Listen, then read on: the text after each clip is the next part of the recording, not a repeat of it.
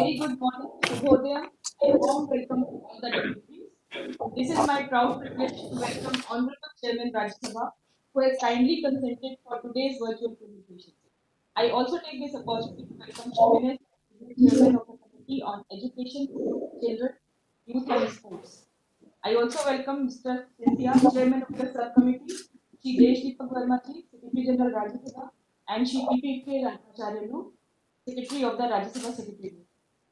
We all are present here, sir, for presentation of these reports relating to Olympic preparedness in the year 2021, action taken report of the Ministry of Sports on Khelo India Limited, which is a precursor to the Olympic preparation, and as well as the demands for grants, that is the budget of the Ministry of Youth Affairs and Sports. Now I request Chairman of the committee, Mr. Sahas Buddhe, to kindly present the reports to Honorable Chairman Rajya. Namaste. With your permission, sir, I present a copy each, both in English and in Hindi, of the following reports of department-related Parliamentary Standing Committee on Education, Women, Children, Youth and Sports. The first one is the 317th report on preparation of Olympics 2021. The second one is the 318th report on action taken by government on the recommendations, observations contained in the 311th report on Khelo India scheme. The third one is the 319th report on action taken by government on the recommendations and observations contained in the 315th report of on the demands for grants 202021 of the Ministry of Youth Affairs and Sports. I also seek your permission, sir, for publication of the report and forwarding them to the Department of Youth Affairs and Sports for further necessary action. With your permission, sir, I now hand over these reports to the Secretary General, Rajya Sabha. Yeah. This is the first report, sir.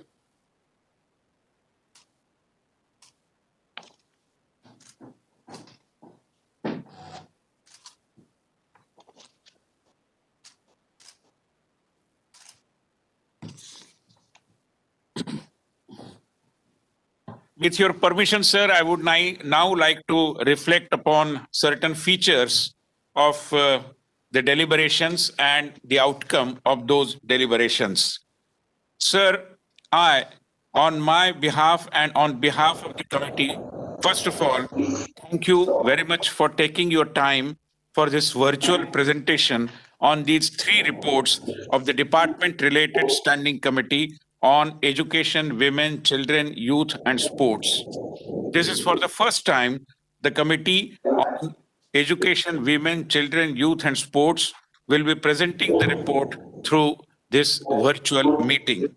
Sir, I would like to mention that the committee had deliberated on the subject preparation for Olympics 2021 in its 5 meetings held on 22nd October 2019, 27th October, 18th November, and 7th December. The committee thereafter adopted these 3 reports in its meeting held on 23rd December 2020. Sir, the committee held discussions with wide spectrum of stakeholders involved in the country's preparation for the Tokyo Olympic 2021. The committee not only held meetings with the Department of Sports and Sports Authority of India, but also interacted with a number of national sports federations, eminent sports journalists, eminent Olympians like Shri Gagan Narang and Shri Sushil Kumar, to gain first-hand information and have some better insight gathering on the issues faced by the players and the remedial measures that could be taken. The committee, in its meeting held on 7th December 2020, constituted a subcommittee under the chairmanship of my colleague, Shri Jyotiraditya Scindia ji, who is also present right now here, and 2 other members, Dr. Sasmit Patra and Shri Lavu Shri Krishna Devarayalu, to draft a report for the consideration of the committee. Keeping in view of the fact that only a few months are remaining for the Tokyo Olympic, the committee has drafted a very crisp report focusing on the issues that need immediate attention and are critical for the success of the Indian sports persons. The 318th report and the 319th report are action taken reports also pertaining to the Ministry of Youth Affairs and Sports. Sir, let me also mention over here that in the particular report, in different 11 sections, we have given 48 very specific recommendations on actionable points on which we believe that the ministry can immediately think about and take necessary actions.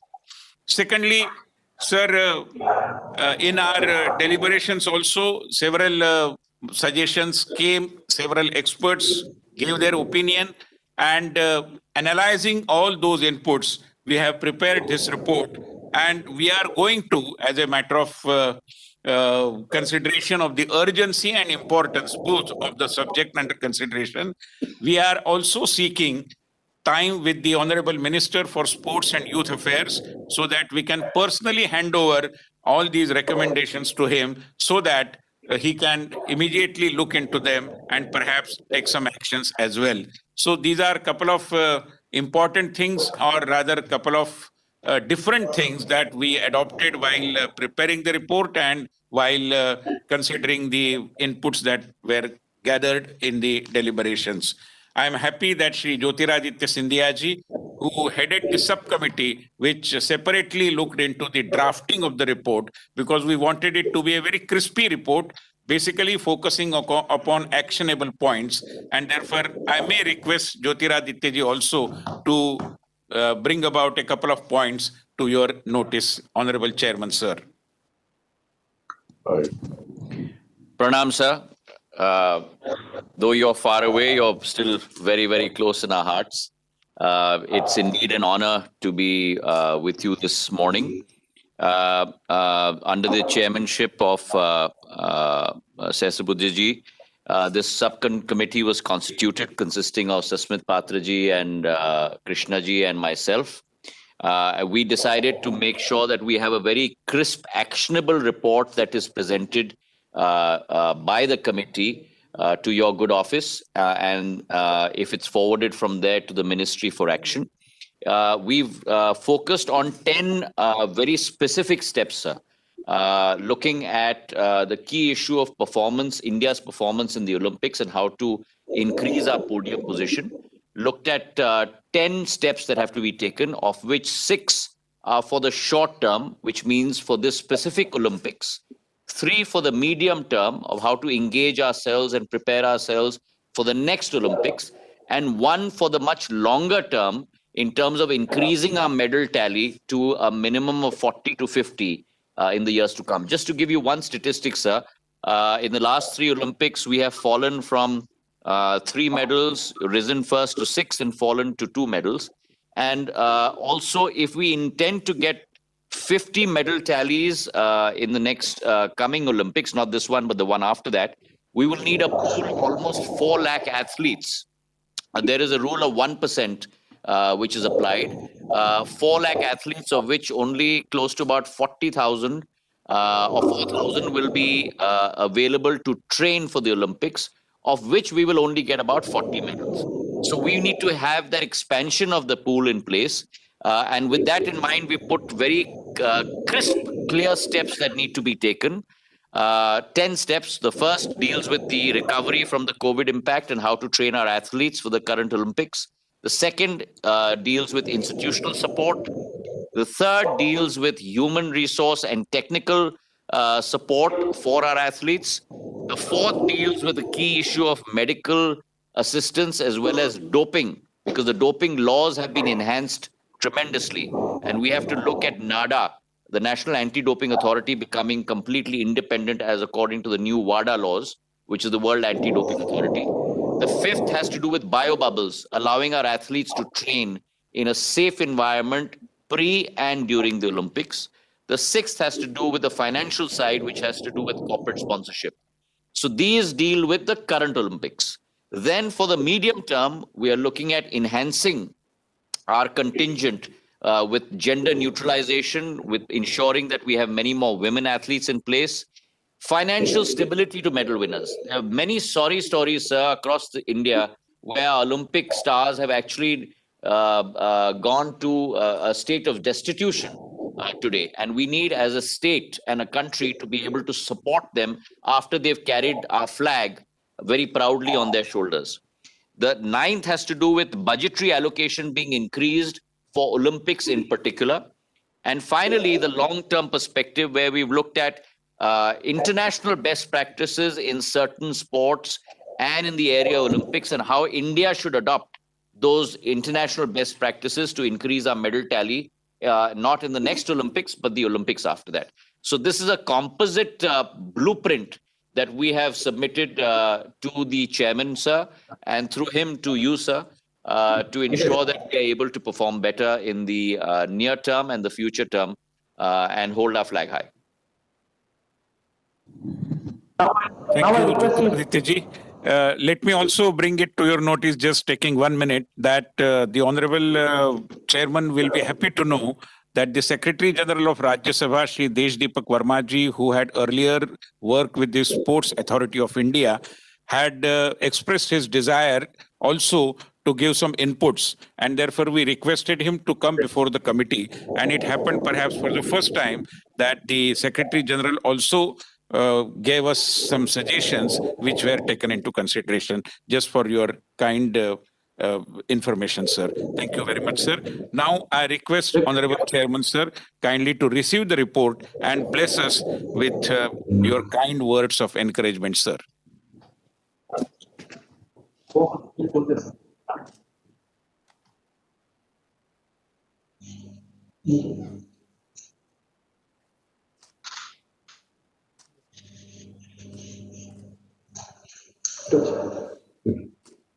Okay. Thank you, sir. Shri Vinay Sahasrabudhi ji, Shri Jyotiraditya, and the General Secretary and other of the Rajya Sabha Secretariat. I'm happy that this committee dealing with education, sports, youth, and women, all important aspects, has gone through these issues, and they made specific recommendations, including actionable points for immediate and also long term. I'm happy to receive the report.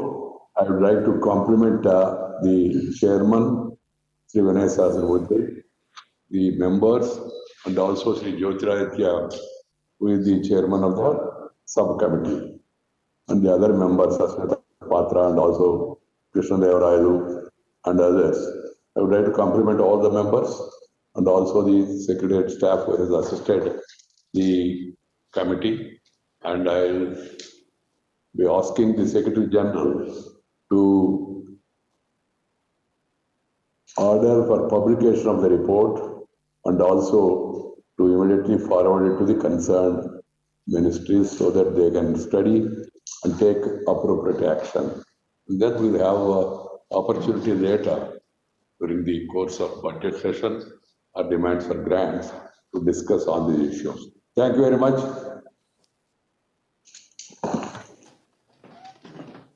Thank you, sir.